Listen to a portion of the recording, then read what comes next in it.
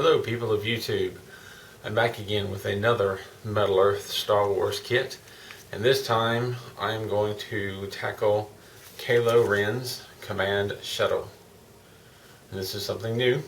This is not anything we've seen before the newest movie, although it is a little bit similar to the other shuttles. But this is a new kit, more fun. Let's open this up and see what it contains. Kylo Ren's Command Shuttle. We have the usual 2 sheets and what I believe is just 1 sheet of instructions. So hopefully that's a sign this will be easier. I have the 1 sheet with the usual top half of picture of the model, a bit about bends and folds and tabs, a suggestion of needle nose pliers, which are handy, very useful, and then you have your key, if you will. The blue circles mean that you bend the tabs over once you get them through the slots. The triangles mean that you twist the tabs once you get them through the slots, and a little bit of an illustration. And then down at the bottom you have a layout of the 2 sheets so that you can find the parts. And to open it up, we lift up the front page, flip out the bottom, because that brings you to page 2, which is where the assembly starts. And you essentially just go in number of parts throughout the majority of the kit, and then flip it over for the last 2 pages. One thing that they're now doing with the newer kits, they started doing it a while ago, but originally they didn't put any color into this metal sheet area. What they're doing is they're coloring certain parts, because this part's just the same. And what happens is you use them in several different places. Like this is probably a couple of thrusters. They're exactly the same. So they just give a number for one part and you just find the other. The old directions, they didn't color anything, so you got a number for the first part and you had to hunt for the second one. Not that big a deal, except for when you get 2 similar parts. Like for instance here and here. Don't know if it'll come through, but these 2 parts are very, very similar. Matter of fact, they look the same. This might be a spare, but there have been kits where there are a lot of very similar parts and only one was numbered and you couldn't quite tell where the other parts were, or it was very difficult. Them putting these colors out there for the like parts helps tremendously. Now, tools that I use for these kits, we have the Fascinations toolkit with the clippers, flat nose pliers, and needle nose pliers. Clippers are great for getting parts off. These 2 pliers are great for shaping, reaching into places, doing the things you need to do. I also have a pair of tweezers that I've used since the beginning. They still come in handy, especially for twisting tabs. Some other tools that I like to use, I have some Kelly clamps or locking clamps. They're basically needle nose pliers. They do have a bit of a ridge on them. Makes them grip better, but can also damage the kit. But I use them a lot for reaching in to twist tabs or holding on to parts because they lock, so that I can line them up. The little tiny parts that are just too small for my hand. And this is a smaller pair for getting into even tinier areas. I also have a pair of round nose pliers, which come in really handy for shaping curved and circular parts. It's tricky, but it's better than trying to do it by hand. I also like to have some sort of knife or blade available, not necessarily sharpness, but something thin that I can wedge in. There's sometimes you get tabs that are real close to another part. You can't get the tweezers in there, so I'll slide the knife in there and kind of work it over and either bend it or move it out enough that I can twist it.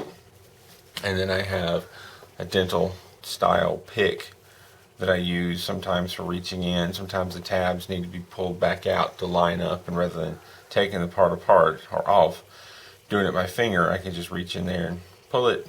Things pop into place, or vice versa.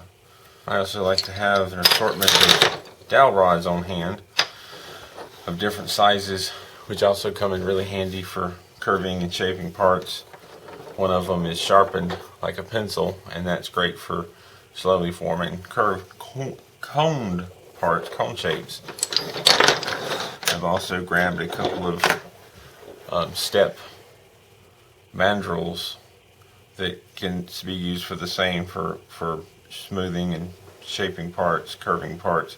These are more solid than the wood and a bit heavier.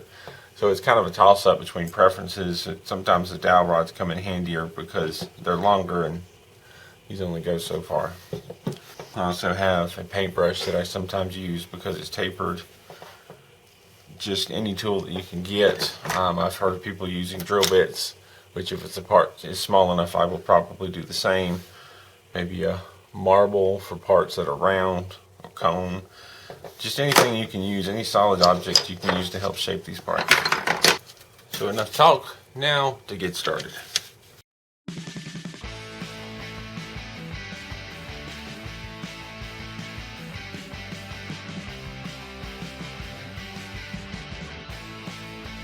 We start off with simple 90-degree bends.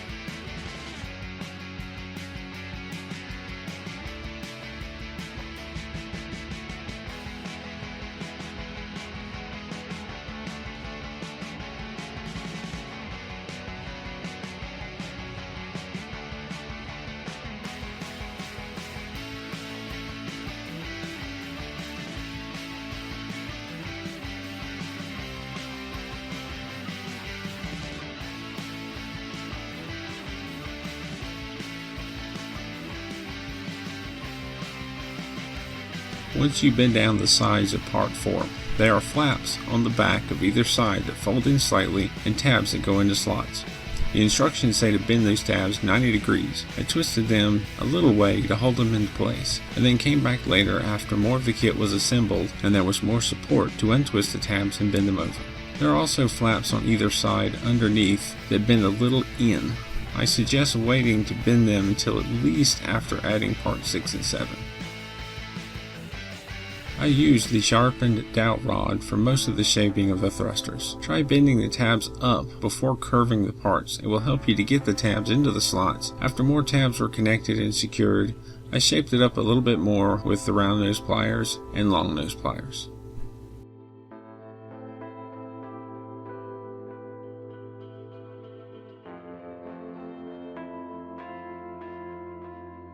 The instructions to me were not clear on this back part and how to fold it. I had to go online and look at the 3D picture to sort it all out. Also, because of the tabs that are twisted right in the folds, bending the ends over takes a little extra pressure.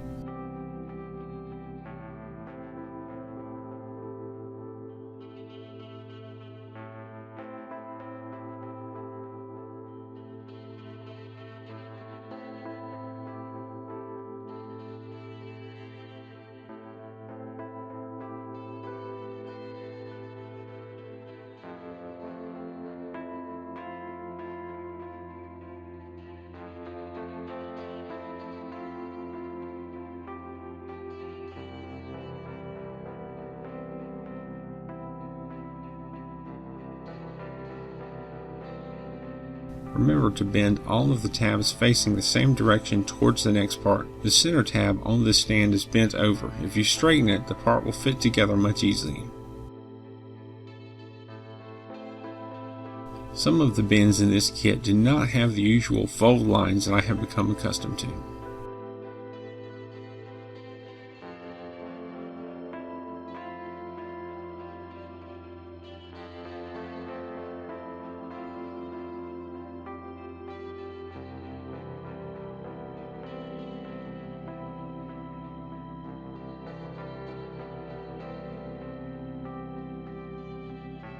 I did not bend the bottoms of part 4 earlier so that I would have room to twist tabs. Now is a good time.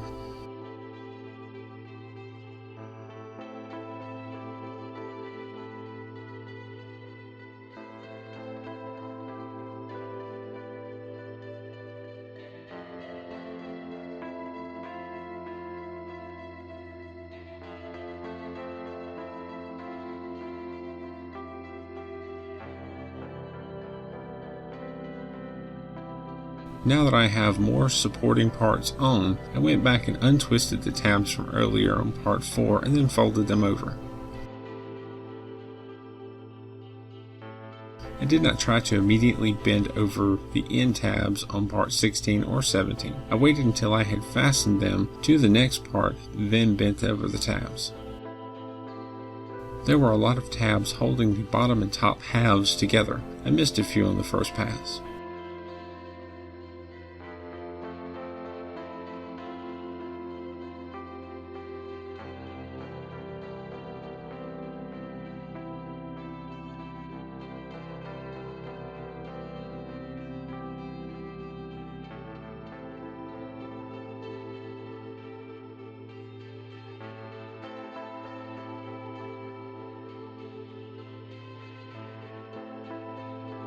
I used my knife to bend 2 of the tabs up. There was not enough room to twist them.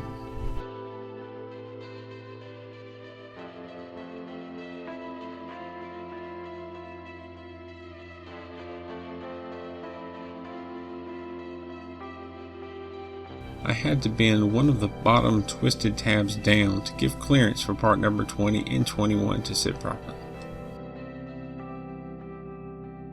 When bending over longer parts, try to use the long nose pliers if possible. If not, then go back and forth along the fold and bend a little at a time, otherwise the parts may warp.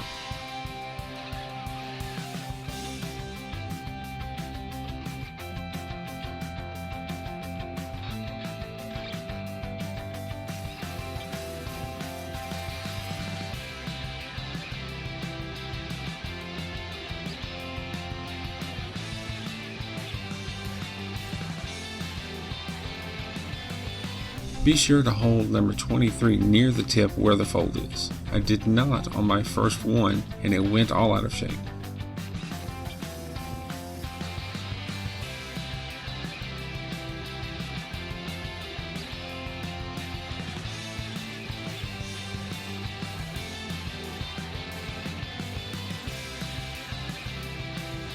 There are a lot of long folds along the wings. Take your time and be patient.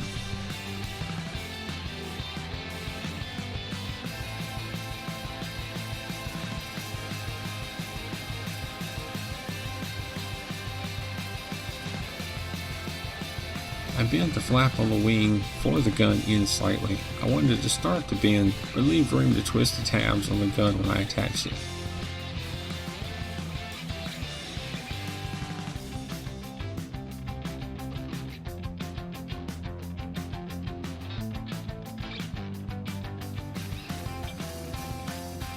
I often use my fingernails to bend over tabs.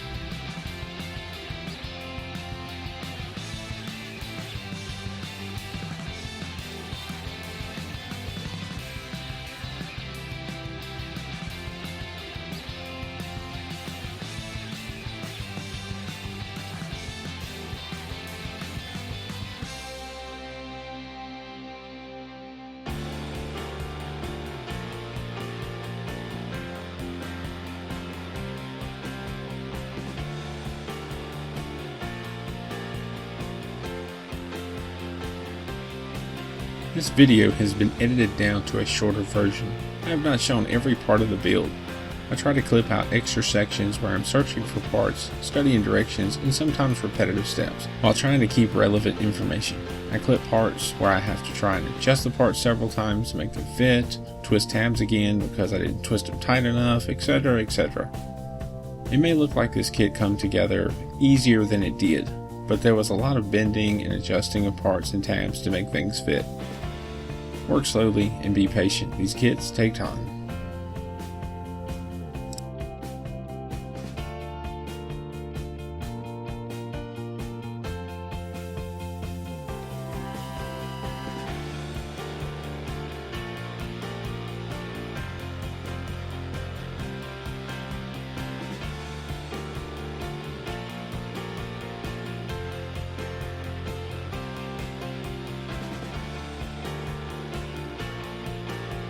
Here we are, Kylo Ren's Shuttle. It turned out very nicely. This went quicker than I expected. I was quite surprised to see just one instruction sheet and it did make for a simpler kit. A good part of it are these flat parts. There are small parts to fold and shape and bend, but not as much as, say, the Snowspeeder, which I did before. This was a lot of fun. Turned out great. I think I'm getting a little better at the round, shaping the round and cone shapes. Keep in mind, I'm not an expert model maker. I don't have the steadiest of hands. I'm doing the best I can. There's certainly people out there that can do these kits with better quality of detail than I can, but I'm not here doing these videos to show off. I'm doing these because I enjoy making these kits, but also it's nice to be able to say, hey, these are some of the pitfalls, these are problems I had, and watch out for this, and here's a piece of advice as I figure it out. And it's great when people say thank you. I'm glad I watched this, so it makes it worthwhile. If you have any questions or comments, please leave them down below. There's more Star Wars coming, and there's Marvel coming, as well as other things. Too many things and not enough time. Thank you for watching, and keep on keeping on.